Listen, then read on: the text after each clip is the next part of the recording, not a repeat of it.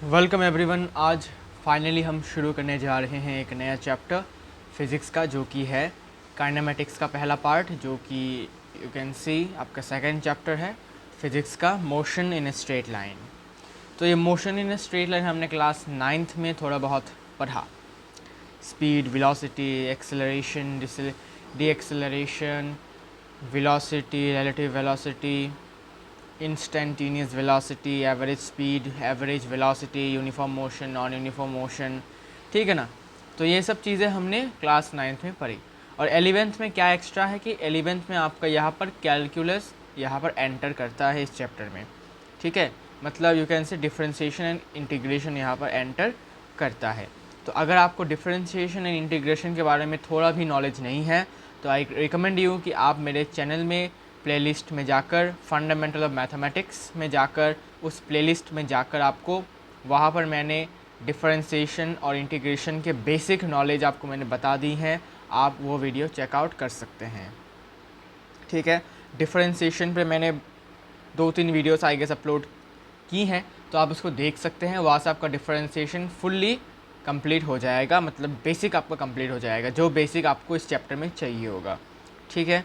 अच्छा, चलिए स्टार्ट करते हैं motion in a straight line. पहले हम बेसिक बातें करेंगे, बेसिक टर्म्स के बारे में थोड़ा सा फिर से एक बार यू कैन से रिकैप जैसा होगा, जो हमने क्लास 9th में पढ़कर हम आए थे, है ना। अगर आपने क्लास 9th में पढ़ाई नहीं की तो भाई कोई दिक्कत नहीं है, अब फिर से आप इसको रिकैप कर सकते हैं। तो motion in a straight line, तो यहाँ पर स्ट्रेट लाइन की बात हो रही है, मतलब 2D डायमेंशनल है कि नहीं बताओ। 2D है या 1D है? ये 1D है, 2D नहीं है। स्ट्रेट लाइन का मतलब है यहाँ पर 1D है, मतलब कहें तो यहाँ पर सिर्फ और सिर्फ 1 डायमेंशनल है, यू कैन ऑल्सो से, ठीक है। जब भी हम 2 डायमेंशनल की बात करते हैं तब हमें x और y की हमें ज़रूरत होती है,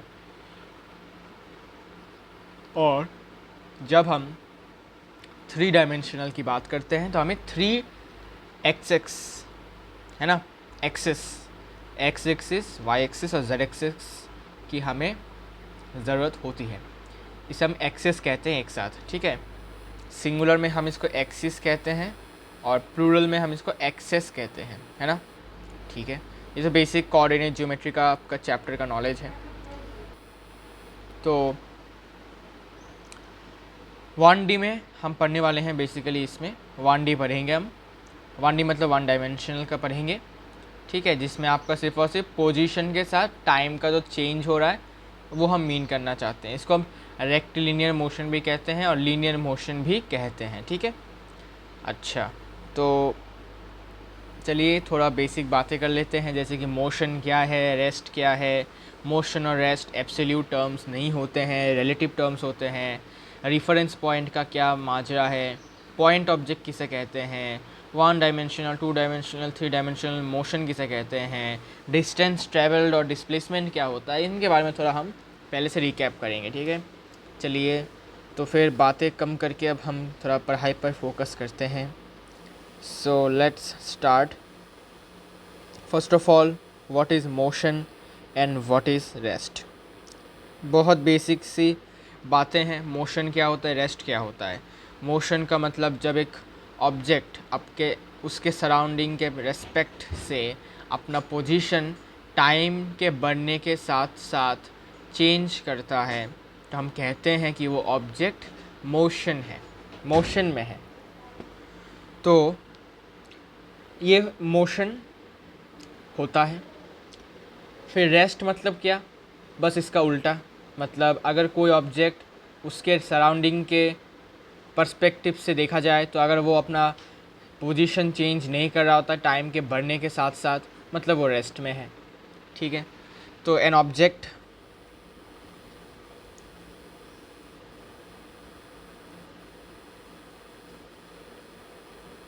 is said to be in motion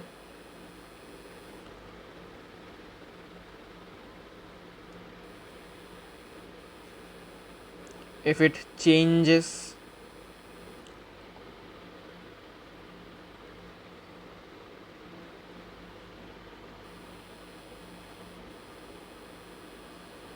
its position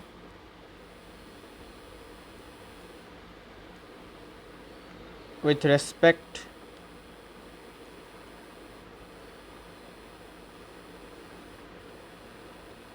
to its surroundings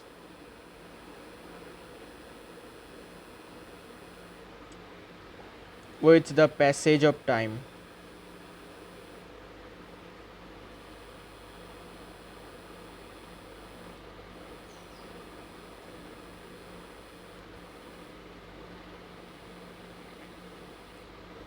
ये है मोशन का डेफिनेशन। ये आप खुद ही बनाकर लिख सकते हैं।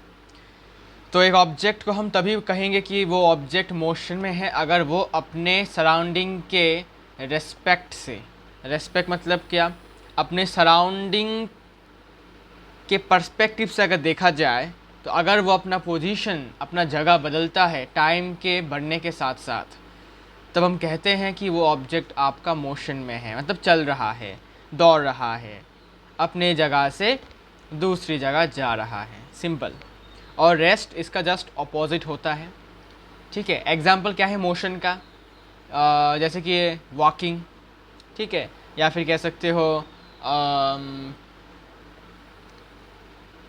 Vehicles moving in the road, ठीक है। इसके बाद ये सब मोशन में है। इसके बाद सपोज़ आप दिल्ली से आगरा चले गए, तो ये भी एक मोशन ही होता है, बिकॉज आपने अपना पोजीशन चेंज किया है टाइम के बढ़ने के साथ साथ। तो ये एग्जांपल्स आप खुद सेट कर सकते हैं, इसमें ज़्यादा कुछ और दिमाग लगाने वाली कोई बात नहीं है, है ना। ये बेसिक नॉलेज है। फिर रेस्ट क्या होता है? रेस्ट का मतलब जैसा इसका नाम है वैसा इसका काम है, मतलब रेस्ट का मतलब रुका हुआ, ठीक है। तो बस इसका ही आपको मैं कॉपी करके दे देता हूँ, बस थोड़ा सा चेंजेस आपको करने हैं।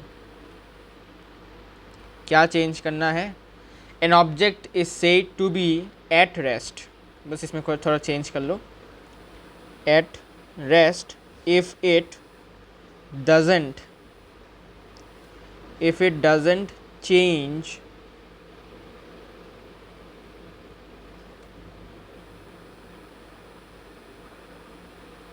if it doesn't change its position with respect to its surrounding with the passage of time, ठीक है। इसको हम रेस्ट कहते हैं। अगर वो अपना जगह नहीं बदलता टाइम बढ़ने के साथ साथ, तो मतलब वो रेस्ट में है। और example, you sitting idle on a chair, ये भी रेस्ट है। तुम चेयर पे बैठे हुए हो, टाइम बीतता जा रहा है, तो मोबाइल में रील्स देख रहे हो बैठे बैठे, मतलब रेस्ट में हो, तुम अपना जगह नहीं बदल रहे हो, है ना, तुम चेयर पर ही बैठे हुए हो। अच्छा, तो ये रेस्ट हो जाएगा। एग्जाम्पल आप खुद सेट कर सकते हैं, इसमें कुछ ज़्यादा दिमाग लगाने वाली कोई बात नहीं है। फिर मोशन और रेस्ट को हम कहते हैं रिलेटिव टर्म्स होते हैं ना, व्हाई सो? इनको हम रिलेटिव टर्म्स क्यों बोलते हैं? रिलेटिव मतलब एक दूसरे से कनेक्टेड है, ठीक है। एक दूसरे से कैसे कनेक्टेड है? और एब्सोल्यूट का मतलब क्या होता है कि इंडिविजुअल है, एक दूसरे से कनेक्टेड नहीं है। लेकिन रिलेटिव का मतलब होता है कि यू कैन से, सिंपल भाषा में कहे तो रिलेटिव का मतलब होता है कि कनेक्टेड है। जैसे कि अगर मैं आपसे कहूँ कि क्या आप रेस्ट में हैं अभी या मोशन में हैं, तो आप ये डायरेक्ट नहीं कह सकते या फिर श्योर होकर नहीं कह सकते कि आप रेस्ट में ही हैं। इसका क्या मतलब है? इसका ये मतलब है कि अगर आप मेरे पर्सपेक्टिव से देखें तो आप रेस्ट में हो सकते हैं, लेकिन अगर आप दूसरे किसी ऑब्जेक्ट के पर्सपेक्टिव से देखेंगे तो आप मोशन में होंगे। इसी का मतलब होता है रिलेटिव टर्म। जैसे कि फॉर एग्जांपल अगर मैं लूँ, जैसे कि आप एक बस में बैठकर जा रहे हो, ठीक है, आप एक बस में बैठकर जा रहे हो और बस में आपके साथ आपके बहुत सारे दोस्त हैं, ठीक है। तो दोस्त लोग सारे के सारे आपके सीट में बैठे हुए हैं, ठीक है। तो आप देख रहे हैं कि वो लोग ना अपने जगह से हिल रहे हैं ना कहीं जा रहे हैं, सीट पर ही बैठे हुए हैं। मतलब क्या कर रहे हैं वो रेस्ट में है। कौन से स्टेट में है? रेस्ट वाले स्टेट में है, ठीक है। Stationery, you can say also, stationery भी यूज़ होता है रेस्ट के जगह पर कभी कभी। तो वो स्टेशनरी है या फिर रेस्ट में है, मतलब बैठे हुए हैं एक जगह पर, अपने जगह से हिल नहीं रहे, वो अपना जगह चेंज नहीं कर रहे टाइम होने के साथ साथ, मतलब रेस्ट में है। लेकिन जब बाहर से, बस के बाहर से, जब रास्ते में कोई इंसान, कोई एक व्यक्ति अगर आप लोगों को देखेगा, आपको देखेगा या फिर आपके दोस्त लोगों को देखेगा बस में जाते हुए बैठकर, तो वो देखेगा कि आप लोग बस मूव होने के साथ साथ आप भी मोशन में हैं, मतलब अब आप भी बस के साथ साथ जा रहे हो, ठीक है। बिकॉज देखो, अगर देखा जाए तो सपोज ये आपका बस है, ठीक है, ये आपका बस है, तो इसमें सपोज खिड़की लगा हुआ है बड़ा सा, और यहाँ पर आपके दोस्त लोग बैठे हुए हैं, ठीक है, सिंपल सा।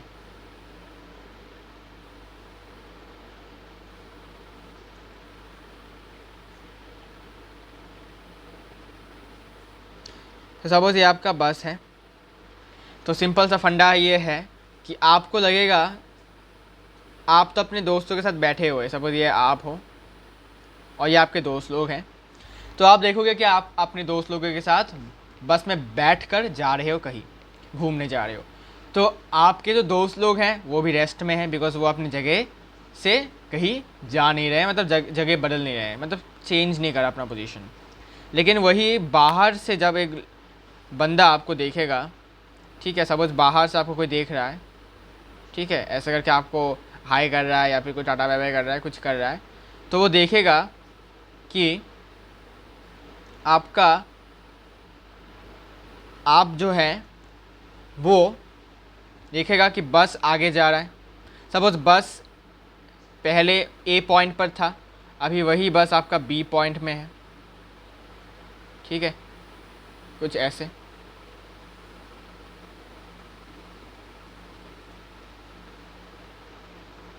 ठीक है, इसका मतलब बस मोशन में है। जी हाँ, मोशन में कैसे है? बिकॉज इसने अपना पोजीशन चेंज किया है टाइम के बढ़ने के साथ साथ। सपोज़ 1 सेकेंड में, पहले 1 सेकेंड में बस ए पॉइंट पर था, फिर 1 2 3 सेकेंड के बाद बस पॉइंट बी में आ गया, मतलब अपना पोजीशन चेंज किया है, मतलब मोशन में है। अब ये जो बंदा है, ये बंदा देखेगा कि आप पहले इस वाले पोजीशन पे थे, या फिर आपके दोस्त लोग या फिर आप सब मिलकर पॉइंट ए पर थे, और 3 सेकेंड बाद, 3 सेकेंड्स के बाद तुम लोग चले गए इस वाले पॉइंट पर, ठीक है, तुम लोग इस वाले पॉइंट पर चले गए, मतलब तुम लोग बी पॉइंट पर चले गए, मतलब तुम लोगों का पोजीशन चेंज हुआ टाइम बढ़ने के साथ साथ। तो तुम्हें लगेगा कि तुम्हारे साथ तुम भी रेस्ट में हो, तुम्हारे दोस्त लोग भी रेस्ट में हैं, बस में बैठकर जा रहे हैं कहीं, लेकिन तुम्हारे पर्सपेक्टिव से देखा जाए तो तुम रेस्ट में हो, तुम्हारे दोस्त लोग भी रेस्ट में ही हैं। लेकिन बाहर से अगर कोई देखेगा तो वो देखेगा कि तुम्हारे दोस्त लोग और तुम भी मोशन में हो। क्यों? बिकॉज तुम्हारा पोजीशन पहले ए पॉइंट पर था, अभी तुम्हारा पोजीशन बी पॉइंट पर चला गया, मतलब तुमने अपना पोजीशन टाइम बढ़ने के साथ साथ चेंज किया, मतलब तुम मोशन में हो। इसका मतलब ये फिक्स्ड नहीं है कि कोई मोशन में ही है या फिर कोई रेस्ट में ही है। ये डिपेंड करता है कि कौन से सराउंडिंग में कौन सा ऑब्जेक्ट है, उसके रेस्पेक्ट में तुम्हारा स्टेट चेंज होगा। किसी के पर्सपेक्टिव से देखेंगे तो तुम रेस्ट में हो, जैसे कि यहाँ पर एग्जांपल मैंने लिया कि तुमने देखा कि तुम्हारे दोस्त लोग रेस्ट में हैं, बैठे हुए हैं सीट पर, लेकिन वही कोई दूसरा बंदा देख रहा है कि तुम्हारे दोस्त लोग मोशन में है, बिकॉज तुम्हारा दोस्त लोगों का पोजीशन चेंज हुआ, तुम्हारा भी पोजीशन चेंज हुआ, पॉइंट ए से बी में गए तुम लोग टाइम टी सेकेंड्स में, ठीक है। तो इसको हम कहते हैं रिलेटिव टर्म्स, कि दोनों एब्सोल्यूट नहीं है। अगर मैं ऐसा कहता कि मैं रेस्ट में ही हूँ तो मैं रेस्ट में ही रहूँगा, उसे हम कहते हैं एब्सोल्यूट, ठीक है। दुनिया का कोई भी इंसान हो, अगर वो मुझे देखेगा तो वो मुझे रेस्ट में ही पाएगा। अगर ऐसा केस होता तो हम कहते हैं कि rest and motion are absolute terms.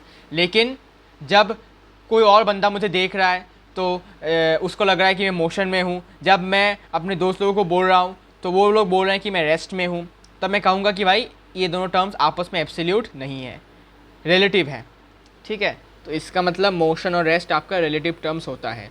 ये आपका क्लास 9th में भी पढ़ाया जाता है ना। तो ये क्वेश्चन आ जाता है कि motion and rest are relative terms, और इसका आंसर बहुत सरल है,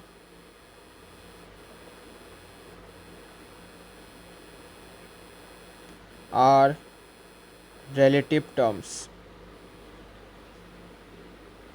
ठीक है। मोशन और रेस्ट आपका रिलेटिव टर्म्स है। जैसे कि a passenger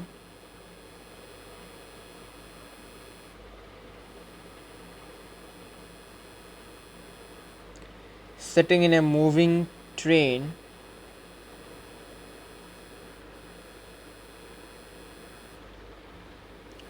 is at rest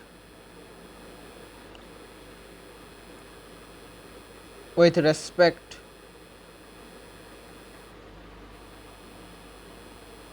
to its surroundings। अब सराउंडिंग्स में कौन होंगे? सराउंडिंग्स ना लिख के तुम फेलो पैसेंजर्स लिख दो, आसान होगा, समझ में आएगा। टू इट्स फेलो पैसेंजर्स मतलब उसके साथ जो पैसेंजर्स बस में बैठे हुए हैं या फिर ट्रेन में बैठे हुए हैं, उनके रिस्पेक्ट में देखा जाए तो वो पैसेंजर अपने सीट में बैठा हुआ है, रेस्ट में है। But he is in motion with respect to the objects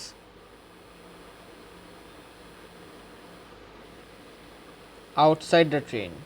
लेकिन ट्रेन के बाहर जितने भी ऑब्जेक्ट्स हैं उनके रेस्पेक्ट में ये पैसेंजर मोशन में है। क्यों?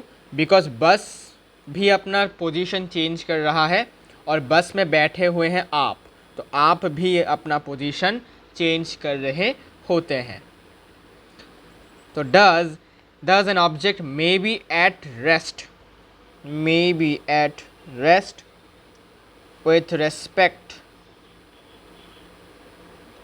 with respect to one object and at the same time it may be in motion।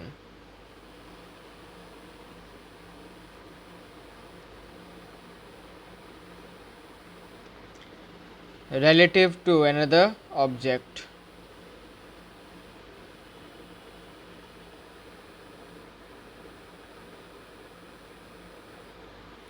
इसके बाद hence rest and motion are relative terms।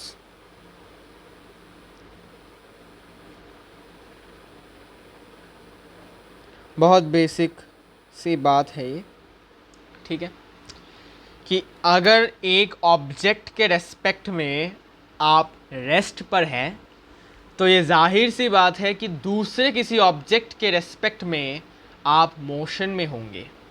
जैसे कि अब आपको लग रहा है कि भाई मैं अभी मोशन में नहीं हूँ, मैं अभी रेस्ट में हूँ, मैं चेयर पर बैठा हुआ हूँ तो मैं रेस्ट में हूँ।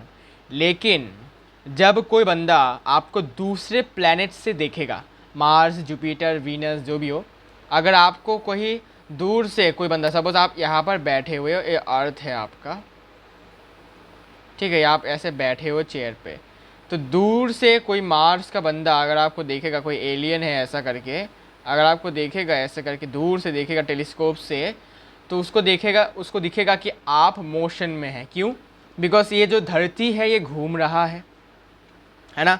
धरती तो स्टेशनरी नहीं है, एक जगह पे रुका हुआ नहीं है, ये तो रिवॉल्व कर रहा है, रिवॉल्व जो भी बोलो, रिवॉल्व कर रहा है, सन के इर्द गिर्द घूम रहा है और ख़ुद भी रोटेट कर रहा है। इसका मतलब क्या कि आप इस पोजीशन पर होंगे और कुछ ही सेकंड बाद आप इस पोजीशन पे आ जाएंगे ऐसे करके, और कुछ ही सेकंड बाद फिर से इस पोजीशन में आ जाएंगे ऐसे, ठीक है। तो दूर से कोई देखेगा तो आपको देखेगा कि भाई आप मोशन में, आप घूम रहे हैं, ठीक है, आप एक जगह पर टिके हुए नहीं हैं, घूम रहे हैं।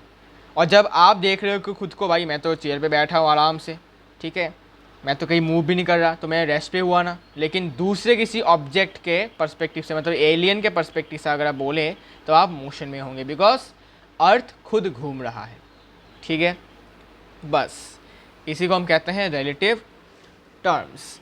ये आपको सिखाया जाता है क्लास 9th में, ठीक है। बस फिर से हम एक बार रिकैप कर रहे हैं, रिवीजन टाइप कर रहे हैं। इसके बाद आगे बढ़ते हैं। रेफरेंस पॉइंट का क्या मतलब होता है? रेफरेंस पॉइंट या फिर ऑरिजिन, ठीक है, एक और नाम इसका ऑरिजिन भी होता है। अब देखो रेफरेंस पॉइंट लेने का क्या ज़रूरत है भाई, इसको लेने का ये ज़रूरत ये है, रेफरेंस पॉइंट का मतलब ये होता है कि अगर आप मान लेते हैं कि आपको बोल दिया जाए कि यहाँ से आपको 5 मीटर दूर जाना है, ठीक है, आपको 5 मीटर दूर जाना है, मान लेते हैं, ठीक है। सपोज आपको किसी ने बोला कि भाई तू 5 मीटर दूर चला जा। अब वो बोलेगा भाई कहाँ से जाऊँ, अपने घर से, अपने स्कूल से, अपने दोस्त के घर से, मामा के घर से, कहाँ से जाऊँ भाई, कहाँ से मैं 5 मीटर आगे जाऊँ या फिर चल के जाऊँ, ठीक है। तो इसीलिए रेफरेंस पॉइंट का एक हमें यूज़ करना पड़ता है। तो यहाँ पर रेफरेंस पॉइंट क्या होगा, यहाँ पर रेफरेंस पॉइंट हो सकता है उसका घर, कि भाई तू घर से 5 मीटर दूर दौड़ के जा, फिर दौड़ के आ जा, ठीक है। तो रेफरेंस पॉइंट का जो यूज़ है, इम्पोर्टेंस है, बहुत ज़्यादा है। रेफरेंस पॉइंट के बिना आप ये नहीं बता सकते कि एक ऑब्जेक्ट कितना दूर है और कहाँ से कितना दूर है ना। इसीलिए रेफरेंस पॉइंट हम लेते हैं। रेफरेंस पॉइंट एक ऑब्जेक्ट भी हो सकता है, एक पॉइंट भी हो सकता है। जैसे कि हमने कार्टेशियन प्लेन में देखा कि ये आपका ओरिजिन होता है और ये वाला पॉइंट आपका होता है, सपोज मैंने कहा 2,2, ठीक है। 2,2 का मतलब क्या है कि यह ओरिजिन से 2 यूनिट्स दूर है, 2 यूनिट्स राइट की तरफ है और 2 यूनिट्स ऊपर की तरफ है, ठीक है, जो जहाँ पर ये पॉइंट सिचुएटेड है, ठीक है ना, ऐसा हम कहते हैं। तो इसलिए ओरिजिन या फिर रेफरेंस पॉइंट का यूज़ होता है। एक फिक्स्ड पॉइंट या फिर एक फिक्स्ड ऑब्जेक्ट को हम रेफरेंस पॉइंट मानते हैं, जिसके रेस्पेक्ट से हम ये देखते हैं कि वो ऑब्जेक्ट कितना मूव हुआ या फिर अपना कितना पोजीशन चेंज किया। सपोज़ मैंने कहा कि भाई मैं अपने घर से स्कूल जाता हूँ, ठीक है। तो मैं अभी ये कह सकता हूँ कि वो अपने घर से कितना किलोमीटर जाएगा या फिर ट्रैवल करता है ना। मतलब ये जो ऑब्जेक्ट है, सपोज़ मैं एक ऑब्जेक्ट हूँ, तो मैं अगर एक रेफरेंस पॉइंट मान लेता हूँ अपना घर, तो मैं ये बता सकता हूँ कि मैंने अपना पोजीशन कितना चेंज किया है स्कूल जाने के लिए, ठीक है। तो एक रेफरेंस पॉइंट का होना बहुत ज़रूरी होता है। अब इसका डेफिनेशन आप लिख सकते हैं, क्या होता है रेफरेंस पॉइंट का डेफिनेशन, चाहे तो लिख सकते हैं, ए फिक्स्ड ऑब्जेक्ट और fixed point, a fixed object और fixed point with respect to which, ठीक है, WRT मतलब विथ रेस्पेक्ट टू, ठीक है, शॉर्टकट में लिखते हैं, with respect to which the given body, कोई भी गिवन बॉडी हो सकता है, ऑब्जेक्ट हो सकता है, आप, मैं, कोई भी, ठीक है, given body changes its position is known as reference point और ओरिजिन, ठीक है। एक फिक्स्ड पॉइंट या फिर एक फिक्स्ड ऑब्जेक्ट से एक बॉडी कितना ज़्यादा अपना पोजीशन चेंज करता है या फिर कर रहा है, उसी को हम कहते हैं रेफरेंस पॉइंट या फिर ओरिजिन। इसके बाद एक नोट करने वाली बात आपको मैं बताता हूँ, अभी नोट कीजिएगा इसको।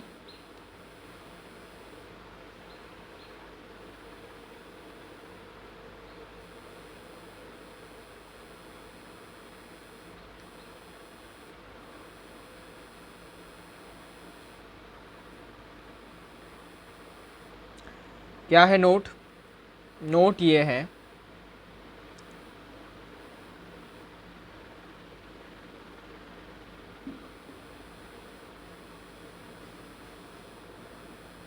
in order to describe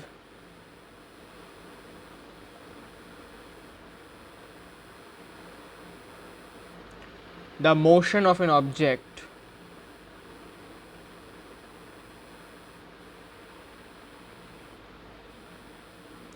we need to keep in mind 3 things. जब भी हमें किसी भी ऑब्जेक्ट का मोशन डिस्क्राइब करना है, बताना है, तो हमें अपने दिमाग में 3 चीज़ें हमेशा ध्यान रखनी है। और 3 चीज़ें क्या है? वो मैं आपको बताऊंगा। पहला चीज़,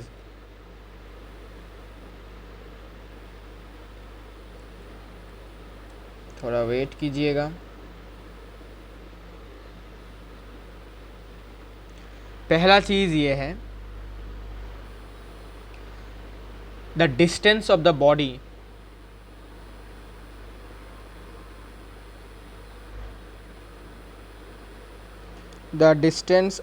body from A reference point. एक रिफरेंस पॉइंट से उस बॉडी का डिस्टेंस कितना है, दूरी कितनी है, ठीक है।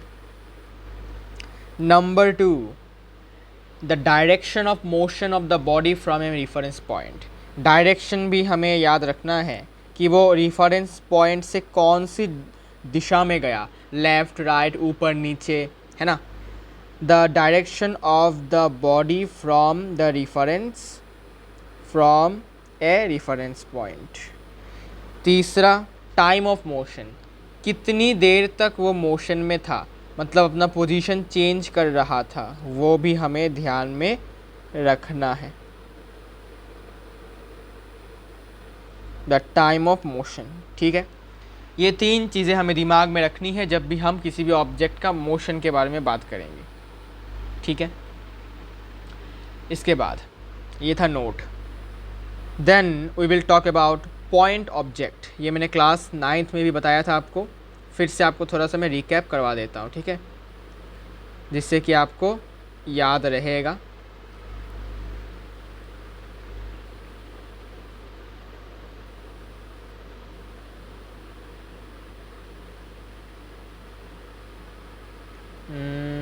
ग्रीन, ये कैसा कलर है?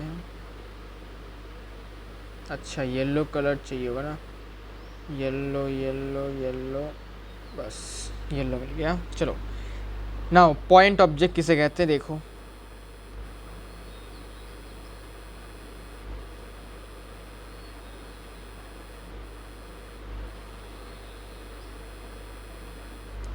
पॉइंट ऑब्जेक्ट का मतलब होता है, a point object is one whose dimensions are very small, very less as compared to the distance it travels. मतलब जितना डिस्टेंस ये ट्रेवल करता है उससे बहुत ज़्यादा कम होता है इस वाले ऑब्जेक्ट का dimension.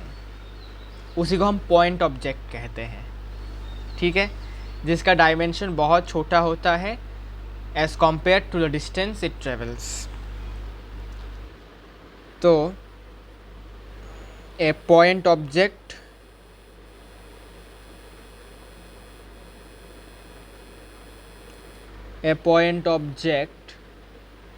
is one whose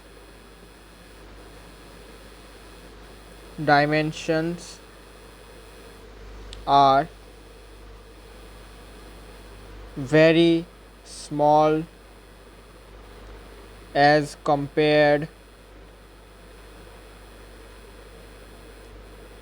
to the distance it travels, ठीक है। ये है आपका पॉइंट ऑब्जेक्ट। अब यह आई गेस कि आपने ये नोटिस किया होगा बचपन में या फिर अभी भी देखते हैं आप, कि सपोज़ एक एरोप्लेन है, ठीक है। बचपन में हम देखते थे ऐसा कि घर के ऊपर से जब कोई एरोप्लेन उड़ के जाता है तो ये बहुत छोटा दिखता है, कुछ ऐसा दिखता है ना, ऐसे करके उड़ के चला जाता है, ऐसे करके, ठीक है, ऐसा करके कुछ होता है, एरोप्लेन बनता है, ऐसे करके उड़ के जाता है ना। तो ऐसे करके एरोप्लेन ये उड़ के जाता है, ऐसे करके ये कुछ दिखता है हमें, एरोप्लेन उड़ रहा है, ठीक है, एकदम छोटा करके होता है वो, छोटा छोटा करके।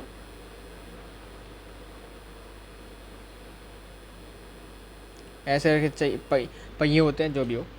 तो ये जो होता है ये बहुत छोटा दिखता है, एकदम पॉइंट साइज़ का दिखता है, ठीक है। पॉइंट साइज़ नहीं होता, मतलब छोटा दिखता है, स्मॉल साइज़ होता है इसका, स्मॉल साइज़ का ऑब्जेक्ट होता है बेसिकली। लेकिन जब हम एयरपोर्ट जाते हैं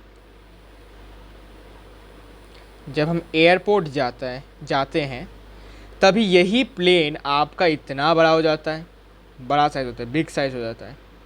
ठीक है, तो कभी आपने सोचा है कि ऐसा क्यों होता है कि एक ऑब्जेक्ट जो बहुत बड़ा साइज़ का है, जब हम पास से देखते हैं, ठीक है, वही बड़ा सा ऑब्जेक्ट जब हमारे सर के ऊपर से उड़ के जाता है, वो एकदम छोटा क्यों दिखता है, एकदम स्मॉल साइज पॉइंट ऑब्जेक्ट जैसा क्यों लगता है? इसका कारण ये होता है बिकॉज इस वाले प्लेन का जो डायमेंशंस हैं, लेंथ ब्रेथ हाइट जो भी बोलो, ठीक है, इसका जो डायमेंशंस होता है ये कंपैरेटिवली बहुत कम होता है to the distance it travels.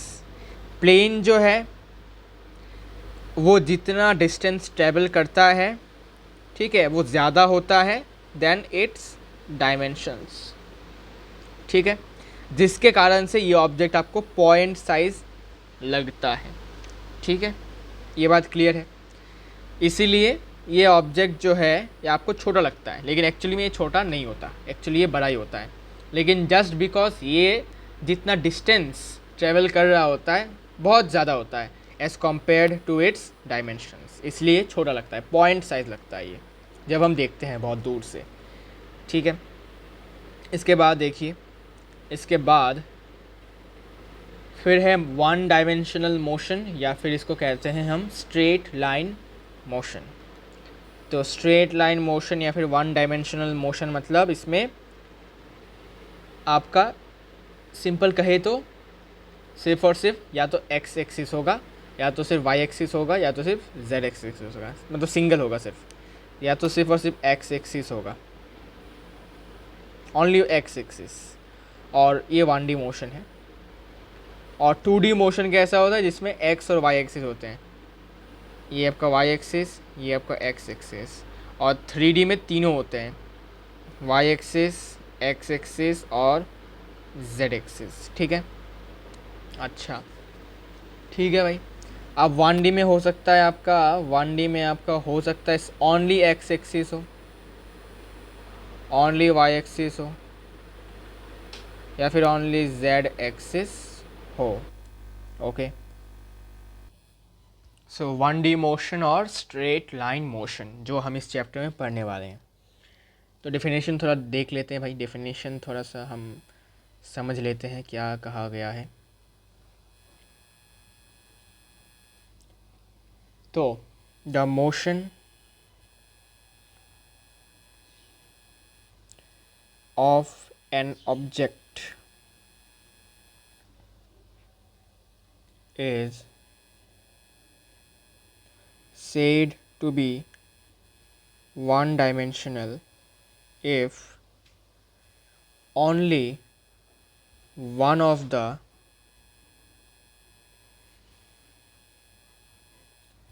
three coordinates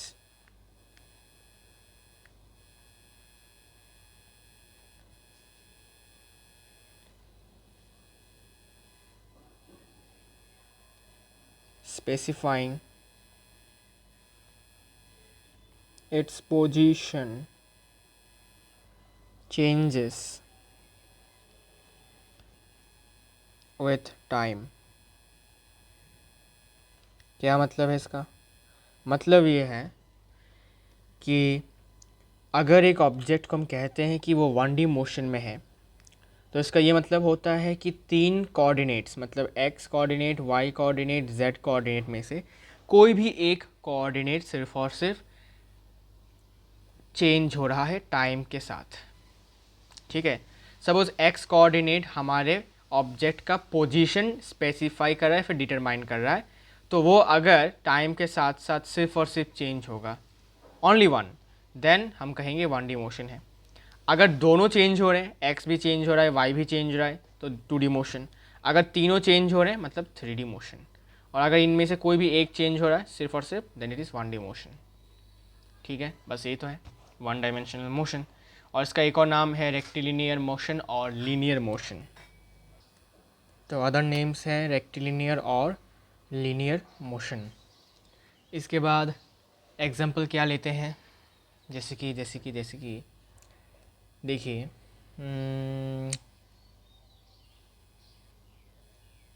suppose ये एक्स एक्सिस है, ठीक है, और ये ओरिजिन ओ है आपका, और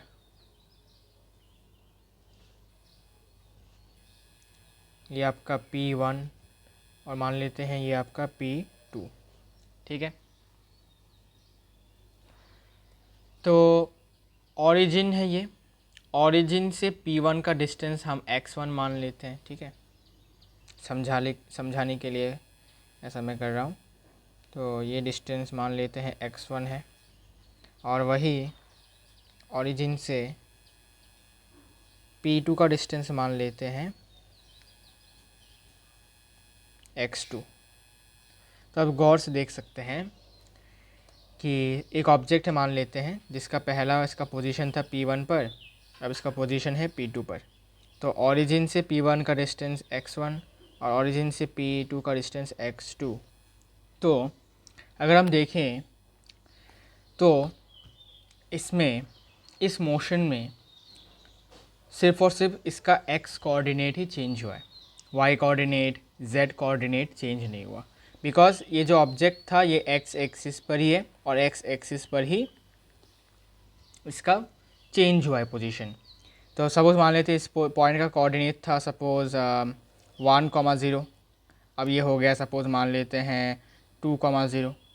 इसका मतलब सिर्फ और सिर्फ आपका x कोऑर्डिनेट ही चेंज हुआ है, बल्कि ज़ीरो मतलब y कोऑर्डिनेट आपका ज़ीरो ही रहा, चेंज नहीं हुआ, z कोऑर्डिनेट भी कोई चेंज नहीं हुआ।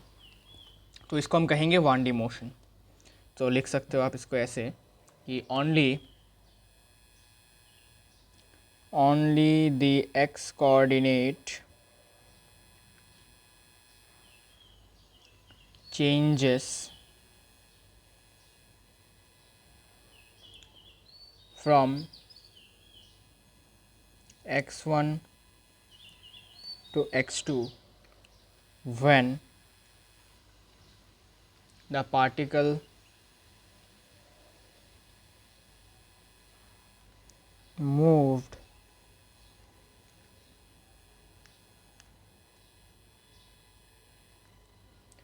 from P1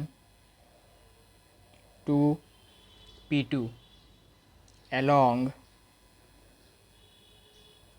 a straight line path।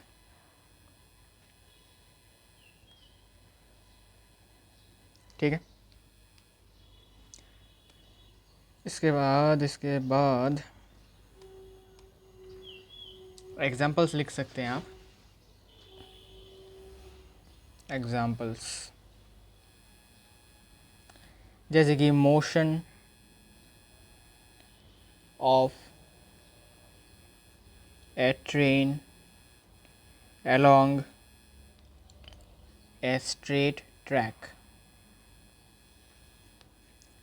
तो स्ट्रेट ट्रैक पटरी के ऊपर से ट्रेन जा रहा है, ट्रेन ऐसे जा रहा है पटरी के ऊपर से। तो आप देख सकते हैं कि ट्रेन का सिर्फ और सिर्फ आपका x कोऑर्डिनेट चेंज होगा। पहले सपोज ट्रेन इस पॉइंट पर था, फिर ट्रेन इस वाले पॉइंट पर होगा, ऐसे करके, ठीक है। y एक्सिस कोई चेंज नहीं है, ठीक है, ना ट्रेन ऊपर जा रहा है ना ट्रेन नीचे आ रहा है, तभी तो y एक्सिस चेंज होगा नहीं, बल्कि यहाँ पर तो x एक्सिस पर ही चेंजेस आ रहे हैं कोऑर्डिनेट्स में, ठीक है, ना z एक्सिस चेंज हो रहा है। तो इसलिए ये आपका सिर्फ और सिर्फ 1D मोशन है। एक और आप कह सकते हैं freely falling body, free fall जैसे कहते हैं, ठीक है। तो फ्री फॉल में सिर्फ आपका y एक्सिस चेंज होता है, ठीक है। Motion of A freely falling body, freely falling body का मोशन भी आपका एक 1D मोशन होता है। कैसे? बिकॉज जब आप कोई ऑब्जेक्ट को ड्रॉप करते हो, ठीक है, सपोज एक बिल्डिंग है, ऐसे यहाँ से आपने इसको ऐसे ड्रॉप कर दिया, एक बिल्डिंग है, यहाँ से आपको बॉल आपने ड्रॉप कर दिया, तो बॉल नीचे एकदम स्ट्रेट लाइन में जाएगा, ऐसे बॉल जाएगा एकदम स्ट्रेट लाइन में, और ये सपोज ज़मीन है, ऐसे करके जाएगा, तो स्ट्रेट लाइन में जाएगा। तो इसमें क्या चेंज होगा? इसमें अभी आपका y एक्सिस चेंज होगा, है ना, y एक्सिस चेंज होगा, y एक्सिस,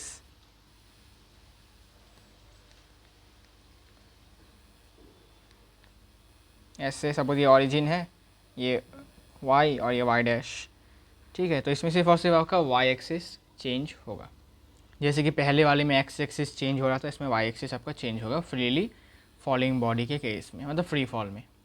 ठीक है, अच्छा तो आज के लिए हम इतना ही पढ़ेंगे। ठीक है, आज पहला वीडियो है तो ज़्यादा हम इसमें लोड नहीं लेंगे। नेक्स्ट वीडियो से हम थोड़ा सा ज़्यादा अपना ड्यूरेशन रखेंगे अपने क्लासेस का, लेक्चर का। तो आज का पहला लेक्चर है ये इस चैप्टर पर, तो आपको इसको ज़्यादा टेंशन नहीं लेना है, ज़्यादा दिमाग नहीं लगाना इस पर। थोड़ा सा भी हल्के दिमाग से, आपको ठंडे दिमाग से एकदम चिल होकर आपको इसको समझना है कुछ कॉन्सेप्ट्स को। जब मैं बोलूँगा कि ज़रूरत है बहुत ज़्यादा, तब हमें अच्छे से पढ़ना है चैप्टर को। ठीक है, अभी के लिए इसको अब आराम से धीरे धीरे हौले हौले बढ़ेंगे। जब कैलकुलस वाला पार्ट आएगा तब हमें थोड़ा सा सीरियस होना है। ठीक है, तो see you all in the next video. तब तक के लिए take care and bye bye.